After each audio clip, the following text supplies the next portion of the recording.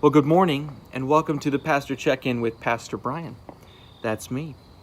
I should really say good evening because I've recorded this one on Tuesday night here outside of the church. And I am in the alleyway just outside the offices. I'm actually right outside my office and next to where I go every day to park.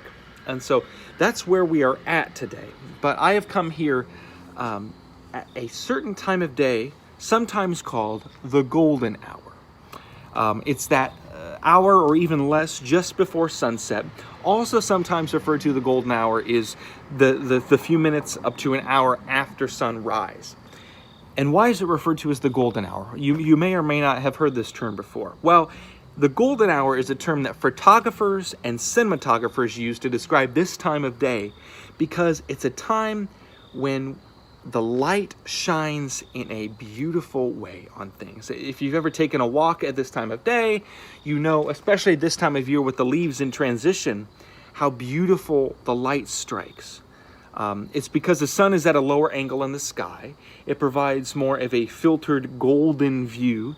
There aren't many shadows, or at least the shadows that we have are a lot softer, and the hues are much richer and redder this time of day. And so it just provides a beautiful, magnificent view of creation, of buildings, of trees, of the grass, of all things. But there's just a short window where we get this kind of light.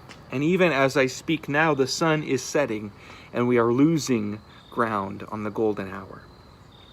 And it got me thinking, as we see things in what we might say the best light at this time of day, and photographers certainly think that, how we see one another in the best light.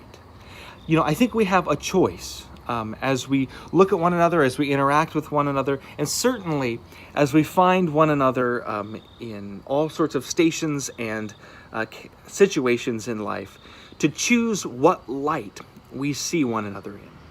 Now, when things are going well in our relationships and in our lives, it's really easy to see one another in the best light. It's really easy to compliment one another and see the good in one another. But when things aren't going well with us inside, when we're going through a tough time, or when someone else has wronged us, it can be really, really hard to see one another in the best light. It can be really, really hard to imagine the golden hour for one another. But Jesus calls us to have the mind of Christ, as Paul says, and to see one another in the best light.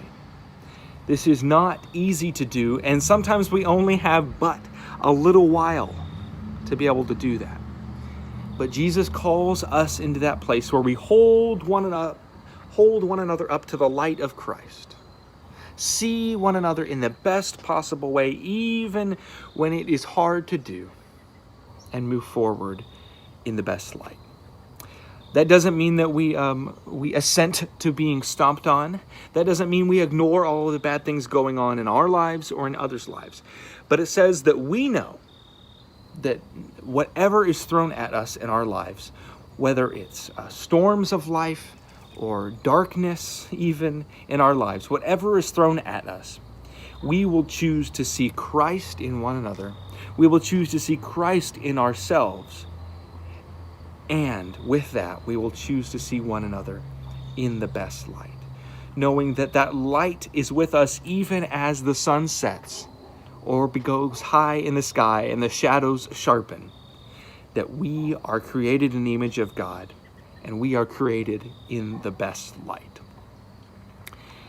And so I would hope today that as you continue to go about your day and you continue to go about your week, that you would remember that there is light, that there is goodness inside of all of us.